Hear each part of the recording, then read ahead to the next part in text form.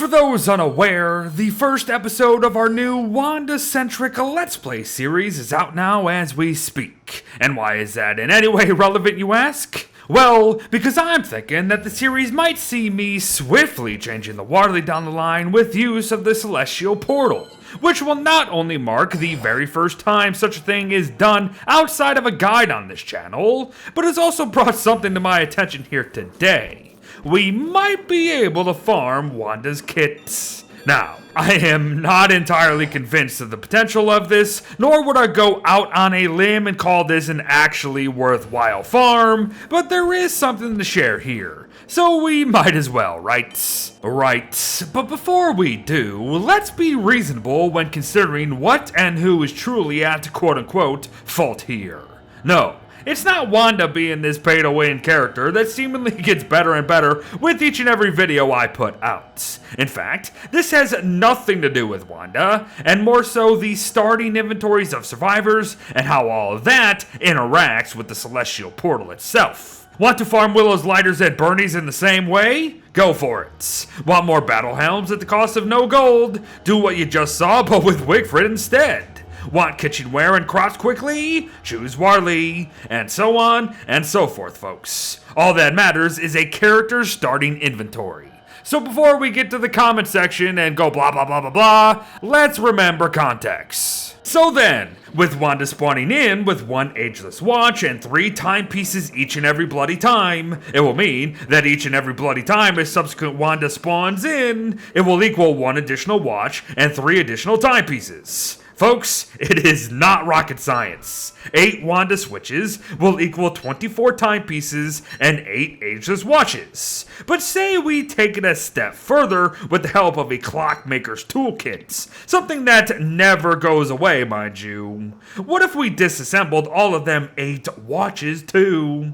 Well, you'd get another 8 timepieces, of course, 16 marble, and 8 red gems. Sounds great, right? But is it though? No, it isn't really. Not in my opinion, at least. Take, for example, how while an alarming clock is the most expensive watch Wanda offers by far when it comes to how many timepieces are needed, you actually only ever need 1 alarming watch in the game, as this thing never breaks. So why quote-unquote farm timepieces at all? For backtrack watches, maybe? I mean, I guess so, as we do benefit from having multiple of these in play per world. However, it's likely going to be the tusks that eliminate our numbers, so I really wouldn't factor the process in for these guys. But okay then, how about the backstep watch? Well, just like an alarming clock, we only ever need 1. So no, there's no point here either. So that means we're kind of running out of reasons to care about this potential abuse of a Celestial Portal then, isn't it, Beard? And yes it does. But these next 2 kind of give us a little more pause for sure. For one thing, each use of the portal means a free 8-year heal for Wanda, which shouldn't be disregarded even if ageless watches are pretty easy to come by. But not only that though, as we alluded to earlier, I suppose we are gaining marble and gems per Wanda respawn if we're making use of them tools. So there's that. For another thing though, I figured that with quote-unquote farming timepieces comes the ability to actually amass some of the easier clock recipes easier, like the second chance watch, which then leads to the question, what if we could actually take this duping process potentially a little further? And believe it or not, we can. The only problem is that we will need to do a little bit more work to actually make it happen, as the only way anything is happening is through the use of a construction amulet. It's quite simple yet again, folks. A second chance watch costs but 1 timepiece, so all of that portal use should actually have you covered there. 2 living logs, which will be the limiting factor at first, mind you, and 4 bone shards, which shouldn't limit bloody anything. But wear an ammy while crafting some of them, and each will cost 1 living log and 2 bone shards instead. So continue to cycle through crafting watches and then disassembling them with the clockmaker's tools, and you won't actually be netting any timepieces, sure, but you will be netting living logs and bone shards at the end of the day. Now, is it the best duping process in the world? No. Is it practical? Actually, yes, it can be after some setup and saves you from attempting for tree guardians over and over and over again, I suppose. So it does deserve some thought at least. In fact, all of this does one way or another, I guess, as each use of the portal will also be saving us from trips down into the ruins on occasion to boot, all things considered. Now, I'm not here to claim that any of this is groundbreaking, because it's not. I'm just here to give you the heads up, and then it's going to be up to you to do you. Which is exactly why we will be ending here today by going through exactly how to actually do any of this nonsense potentially, just because I'm sure some of you have never even heard of the Celestial Portal before.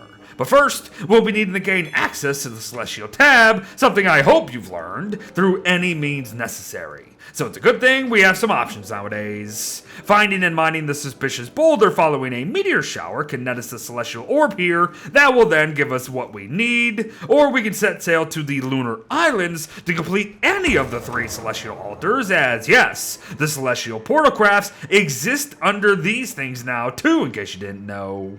But proceed to craft a portal paraphernalia when you can, and then use it on the florid postern.